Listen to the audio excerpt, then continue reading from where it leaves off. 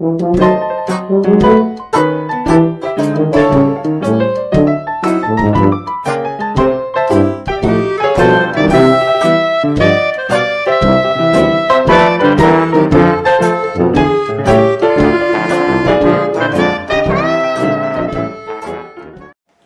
everybody, it's Grandmama. Time for another story from a hometown scrapbook. Blue Nose Balcom. Hello there. We found that page in our hometown scrapbook long ago that told you how young Vic Street came down to Grays Harbor in 1911 and drove some piling at Bay City for a whaling station, and how through the teens and into the 20s the whaling station became one of the harbor's institutions and one of the very few whaling stations on the West Coast.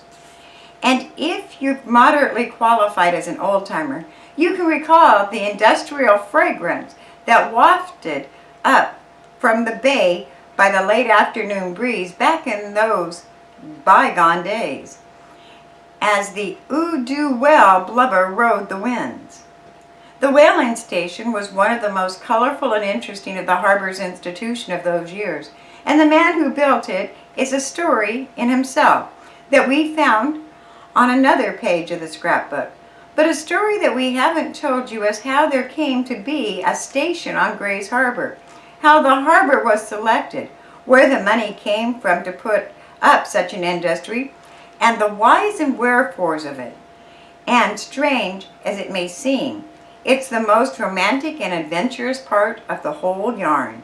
So when Dick has taken his customary few seconds for our sponsor, we'll find the page in our scrapbook that tells the story of Blue Nose Reuben Balcom, a Nova Scotian skipper, the Lost Island, the rescue of the Norwegian crew, and how it all came to an end on Grays Harbor.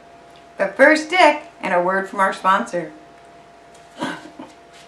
When the crews of the Creech Brothers Construction Company began to punch down the pilings for the Bay City whaling station, they were writing one of the last chapters in the story of one of the most colorful and fabulous characters who ever sailed the seas or harpooned a whale.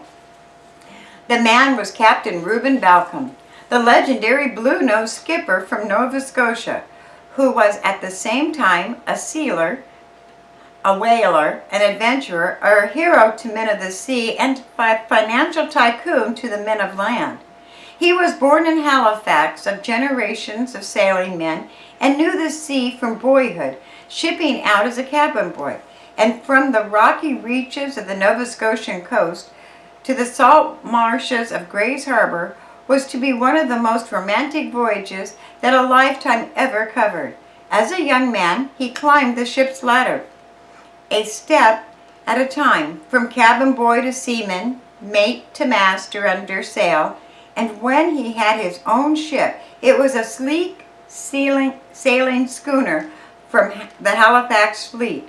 On the bridge of his ship, he became synonymous with daring, hard-sailing, adventure, and wealth. For many years, he sailed the East Coast waters and hunted the seals along the ice packs of the North Atlantic. But the skins of this yarn that was to take him to Grays Harbor a lifetime later began when he met the one-armed sailor with a good story. It was on a Nova Scotian dock that the seaman caught the captain's ear and told him of a lone island south of the Cape of Good Hope, where a fabulous school of fine fur seals was waiting for the taking. He hadn't seen it, the one-armed sailor avowed, and on the strength of his story, Captain Balcom outfitted his ship and sailed from Halifax, cracking on all the sails and making a record voyage to Port Elizabeth, Cape Colony in Africa. There, he refitted the sails for the mysterious island. Well, he cruised for weeks before he discovered that this one-armed mate had woven a fantastic tale from an ancient sea yarn, and actually he knew nothing about such an island. But Captain Balcom was not a hand to admit his mistake, even to himself or his crew. He headed south into uncharted waters, and one morning made landfall off an unnamed island with a distress flag flying from a tall spar on the highest point of the island. He sent a boat ashore which returned with the information that 45 men, the full crew of the Norwegian ship, was marooned on that island. It seems that a Norwegian sealer had dropped hook off the island and sent all hands except 2 ship's officers ashore to search for seals. While the ship was without a crew, a squall came up, swung her about, and dropped her on the reef. It split her from bow to stern, but before she sank, the crew salvaged her stores for nearly a year. They had subsisted on the food that had brought them ashore with them. Now the stores were low, and had not the Captain Balcom discovered the island, they would have starved to death. Returning with their crew to Port Elizabeth, the world learnt of his rescue, and he was given a large loving cup by the Norwegian government and a handsome gold watch by the crew at ceremonies in Port Elizabeth. He was offered new commands but rejected them, to refit and head south again, persistently in search of seals that he had come after. This time, he found them. Weeks out of Port Elizabeth, he sighted another island. This one was alive with fur seals. It was one of the largest hauls ever made by a sealer, and the captain's share of the catch amounted to $150,000, which was a fortune in the late 1890s. Sailing men gave Blue-Nosed Stubborn-Streak the credit for the big haul and set out themselves to find the rich fur islands of the south. But Blue-Nose, well, he headed west. He came to Victoria, where he constructed a fleet of sailing vessels, 25 of them, and sailed them into northern waters in quest of furs. And again, he made a heavy haul. He precipitated the incident between the British and Russian governments over poaching in Russian-claimed waters, but he managed to wiggle out of another fortune made from the northern trade in seals, and then he turned to whaling. Now, Blue-Nosed Balcom was a man who knew men. He surrounded himself with a select brotherhood of sealers when he went after the richest pelts. And now that he was turning to a new field, he wanted a man who knew the whaling business. He scanned the field for the right man and knew where to locate him. He was a young Newfoundlander named Vic Street, who was operating the Thai whaling station on Brownoff Island in Alaska for Harvey and Altbridge of Boston. Blue-Nose made his bid, and Street accepted. The 2 men laid the map of the Pacific coast over Street's desk and scanned the coastline for a possible location. Neither one of the maps had knowledge of the waters of the harbors of the coast, but each used it as a promoter to refresh his mind of the landfalls that they had seen from Terra del Fuego north. Blue-Nose favored Victoria, where he had set up his sealer, but Street kept pointing to a little harbor further south along the Washington coast. And finally, Captain Balcom agreed to go have a look at it. It was late 1910 that a salty but prosperous appearing man with a down east readiness got off the morning train with sea legs and began to prowl the harbor's waterfront.